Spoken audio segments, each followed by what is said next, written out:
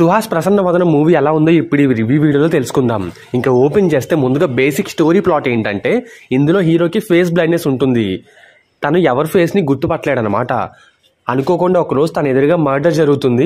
ఆ మర్డర్ వల్ల తను ఎటువంటి ఇబ్బందులు ఫేస్ చేశాడు, చివరికి ఆ మర్డర్లో తనే ఇరుక్కునే పరిస్థితి వస్తే చివరికి దాని నుంచి ఎలా బయటపడ్డాడు అనేది సినిమా స్టోరీ. సినిమా కాన్సెప్ట్ కొత్తగా ఉంది, కాకపోతే స్టోరీ రొటీన్గా ఉన్నా సరే స్క్రీన్ ప్లే అయితే చాలా బాగుంటుంది. సినిమా స్టార్టింగ్ నుంచి ఎండింగ్ వరకు కూడా థియేటర్లో అయితే కూర్చోబెట్టగలిగే విధంగా మంచి ట్విస్ట్లు, సినిమాలో మలుపులు అయితే డైరెక్టర్ బాగానే రాసుకున్నాడు. ఎటొచ్చి సినిమా స్టార్టింగ్లోనే హీరో వ్యాధి ఏంటో అర్థమయ్యేలాగా ఆడియన్స్కి కొన్ని సీన్స్ అయితే పెడతారు. ఆ సీన్స్ ఒకటే కొంచెం బోరింగ్ అండ్ లాగింగ్ అనిపిస్తాయి.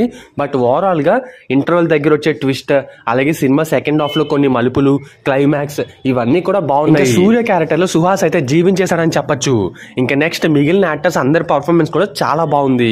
ఇంకా మ్యూజిక్ విషయానికి వస్తే సినిమాలో ఒక సాంగ్ ఉంది, కాకపోతే అది సాంగ్ అని చెప్పలేము, మాంటే సాంగ్ అని చెప్పొచ్చేమో. ఇంకా నెక్స్ట్ వచ్చేసి బీజం అనమాట. ఇలాంటి థ్రిల్లర్ సినిమాలకి బీజం అనేది చాలా ఇంపార్టెంట్. అండ్ మ్యూజిక్ డైరెక్టర్ కూడా మంచి బీజం ఇచ్చాడు.